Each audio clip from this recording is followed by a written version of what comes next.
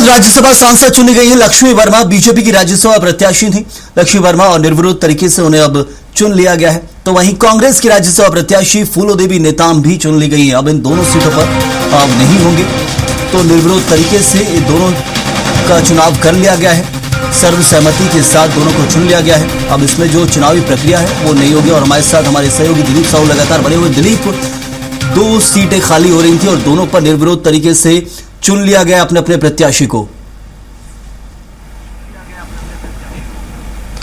जी बिल्कुल सही। हम बता दें कि भाजपा और कांग्रेस दोनों की ओर से एक एक प्रत्याशी का नामांकन दाखिल कराया गया था। भाजपा ने जहां लक्ष्मी वर्मा, जो पूर्व जिला पंचायत अध्यक्ष रही है, वर्तमान में राज्य महिला आयोग की सदस्य थी और बीजेपी संगठन में भी लगातार 30 वर्षों से सक्रिय थी, भाजपा प्रदेश उपाध्यक्ष भी रही है।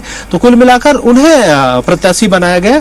और इसी तरह कांग्रेस की बात करें तो कांग्रेस ने फूलोदेवी नेताम को प्रत्याशी बनाया, जो पूर्व में भी राज्यसभा सांसद रही है और लगातार 32 सालों से कांग्रेस में सक्रिय है, महिला कांग्रेस की अध्यक्ष है, प्रदेश अध्यक्ष है।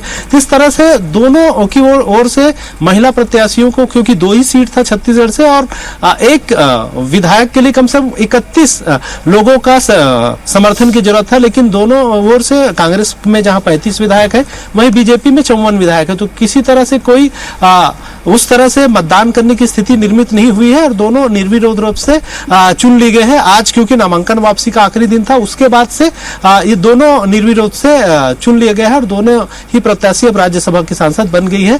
बीजेपी से लक्ष्मी वर्मा और कांग्रेस से फूलोदेवी। तो किसी प्रकार का कोई विरोध नहीं था, क्योंकि जो सीटों का आंकड़ा भी आप बता रहे हैं उससे हम समझे कि कोई विरोध किसी प्रकार का नहीं था दोनों दलों का।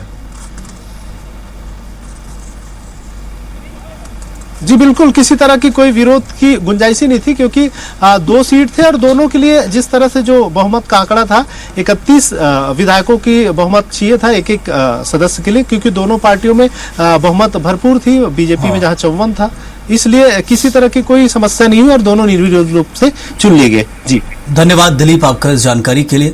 तो राज्यसभा का जो 2 सीटें छत्तीसगढ़ से खाली हो रही थी उनका चुनाव होना था, लेकिन चुनाव से पहले ही सर्वसहमति से निर्विरोध तरीके से दोनों प्रत्याशी जो बीजेपी और कांग्रेस ने घोषित किए थे उनको ही चुनकर अब राज्यसभा के लिए भेज दिया गया है।